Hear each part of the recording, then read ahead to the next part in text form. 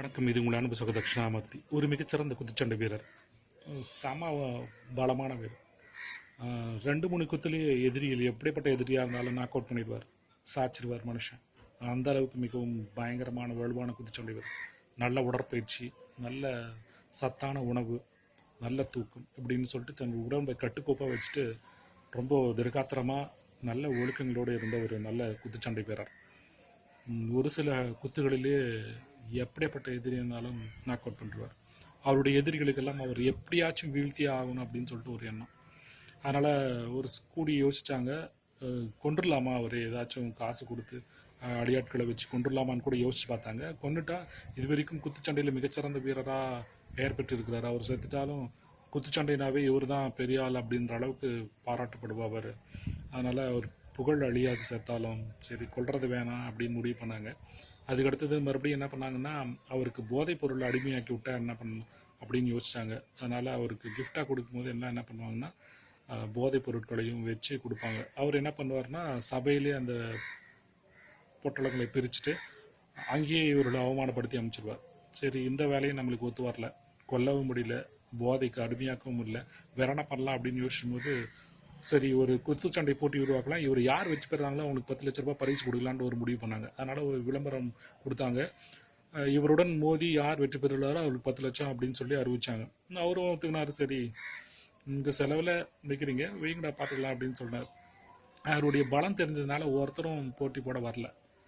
என்ன பண்ணுறது அப்படின்னு சொல்லி, ஆனால் ஒரே ஒரு இளைஞன் மட்டும், புதுசாக பயிற்சி எடுத்துருக்க ஒரு இளைஞன் மட்டும், ஓகே நான் கலந்துக்கிறேன் அப்படின்னு சொன்னால், மற்ற யாருமே கலந்துக்கல. ஏன்னா அவருடைய நாக் அவுட், அவருடைய குத்துகள் பற்றி தெரியும். 1-2 குத்துலேயே நாக் அவுட் ஆயிரும். எப்படிப்பட்ட பலமான வீரனாக இருந்தாலும் அந்த அளவுக்கு ஸ்ட்ராங்கான மனுஷன்றதுனால அவர் எழுத்து யாரும் நிற்கல. அந்த ஒரு இளைஞன் மட்டுமே வரான். அந்த இளைஞனை பார்த்து சுற்றி இருக்கிற எல்லாருமே சொன்னாங்க, தம்பி வாழ்க்கையில் கடைசி நாளுக்கு நீ அனுபவிக்க போகிற, அவர் ரொம்ப மோசமான ஆள், ஒரு 2-3 குத்துலேயே நீ நாக் அவுட் ஆயிடுவ அப்படி இப்படின்னு சொல்லி பயமுறுத்துறாங்க. இருந்தாலும் அந்த இளைஞனுக்கு ஒரு தன்னம்பிக்கை. தன் நண்பர்கள் ஒரு 3 பேரை கூப்பிட்டு தான் சொல்கிறத மட்டும் கொஞ்சம் செய்யுங்கடா அப்படின்னு சொல்கிறார்.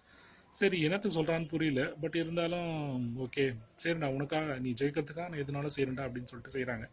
அதில் ஒரு முதல் நண்பன் என்ன பண்ணுறேன்னா, அந்த குத்துச்சண்டை வீரர் வீட்டுக்கு போகிறான், பழங்கள் நல்ல தேர்ந்த பழங்களை எடுத்துகிட்டு போகிறான். எடுத்துகிட்டு போயிட்டு கிஃப்ட் அவருக்கு பண்பளிப்பாக கொடுத்துட்டு, நாங்களுடைய பரம ரசிகன் ஐயா, கண்டிப்பாக அந்த குத்துச்சண்டை போட்டியில் நீங்கள் தான் வெற்றி பெறுவீங்க, அதில் சந்தேகமே இல்லை அப்படின்னு சொல்லிட்டு கொஞ்ச நேரம் பேசிட்டு இருக்கும்போது பேச்சு வாக்கில் என்ன சொல்லிடுறான்னா, என்னங்க ஐயா பேசிட்டு போதே மூச்சு வாங்குது, வயசாச்சா, உடம்பு சரியில்லையா அப்படின்னு கேட்குறான். உடனே இவர், என்னடா அது நமக்கு மூச்சு வாங்குதா, அப்படி ஒன்றும் தெரியலையே அப்படின்னு சொல்லிட்டு கொஞ்சம் குழம்ப ஆரம்பிச்சிடறாரு. சரி அப்படியே போகிறார். மறுநாள் காலையில் வேகமாக வாக்கிங் போயிட்டுருக்காரு. வாக்கிங் போகும்போது எதிர்த்தாப்பில் அந்த இளைஞனுடைய 2வது நண்பர் வரான்.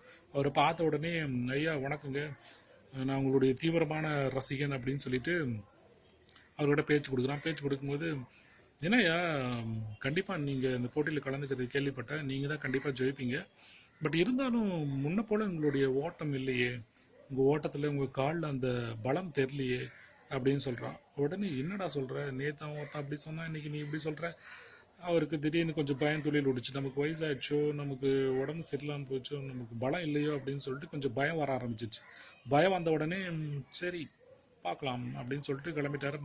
அடுத்த நாள் பார்த்தீங்கன்னா குத்துச்சண்டை போட்டி. மேடைக்கு ஏற போகும்போது அந்த நண்பன், இளைஞனுடைய 3வது நண்பன் வேகமாக போயிட்டு அவர்கிட்ட, நான் உங்களுடைய தீவிர ரசிகனுங்க, இந்தாங்க இந்த பூ பத்து, கண்டிப்பாக அந்த போட்டியில் நீங்கள் தான் வெற்றி பெறுவீங்க, அதில் சந்தேகமே இல்லை அப்படின்னு சொல்லிட்டு கை கொடுங்க அப்படின்ட்டு கை கொடுக்குறான். கை கொடுக்கிட்டு கொஞ்ச நேரத்தில் என்ன சொல்கிறான் அந்த இளைஞன், என்ன சார் நீங்கள் கை கொடுத்தா முன்ன அப்படி இரும்பு புட்டி மாதிரி இருக்கும், அவ்வளோ பலமாக இருக்கும் உங்கள் ஹேண்ட் ஷேக்கிங்கு, இப்போ என்னங்க எப்படி இருக்குது, ஐயோ உடம்பு சரியில்லைங்களா, உடம்பு சரியில்லாமல் நீங்கள் தாங்க வின் பண்ணுவீங்க, அதெல்லாம் ஒன்றும் பிரச்சனை அப்படி இல்லை இப்படின்னு சொல்லிட்டு சொன்ன உடனே அவருக்கு கொஞ்சம் சோர்வாயிருச்சு. என்னடா அது வயசாயிடுச்சா, பலம் குறைஞ்சிருச்சா அப்படின்னு சொல்லிட்டு நிறைய யோசிக்க ஆரம்பித்தார். சோர்வாயிட்டார்.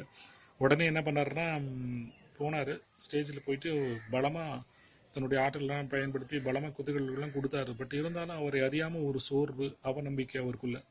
அந்த இளைஞன் அதை சரியாக பயன்படுத்தி அவரை அடித்து வின் பண்ணிடுறான். வின் பண்ணிட்ட உடனே எல்லாருமே அவனை தூக்கி கொண்டாடுறாங்க. அவன் வந்து அந்த 3 நண்பர்களை பார்க்குறான், அவர்கள் தான் அந்த வெற்றிக்கு காரணம் அப்படின்னு சொல்லிட்டு.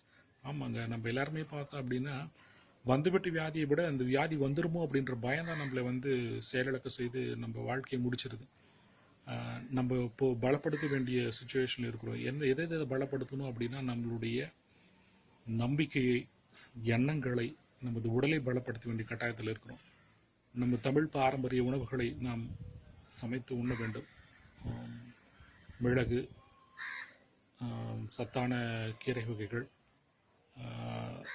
போன்றவற்றை பயன்படுத்தி நாம் சாப்பிட்டு நம் உடம்பை வலுப்படுத்த வேண்டிய கட்டாயத்தில் இருக்கிறோம்.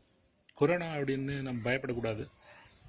பயந்தோம் அப்படின்னா அது நம்மளை அந்த பயம் பாதி அழிச்சிரும், கொரோனா பாதி அழிச்சிரும். அதனால் பயப்பட வேண்டிய அவசியம் இல்லை.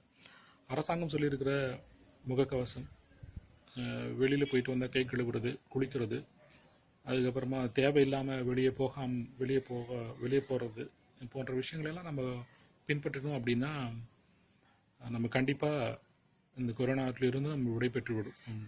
நம்ம கடந்து சிறப்பாக வாழ்வோம். ஏன்னா வாழ்க்கையில் எதுவுமே நிரந்தரம் இல்லை. கண்டிப்பாக இந்த சூழ்நிலையை நம்ம கடந்து வருவோம். அதனால் கண்டிப்பாக நம்ம அனைவரும் நம்ம எண்ணத்தை, நம் உடலை, நமது நம்பிக்கையை பலப்படுத்தணும். முடியாத ஒன்றுமே இல்லை.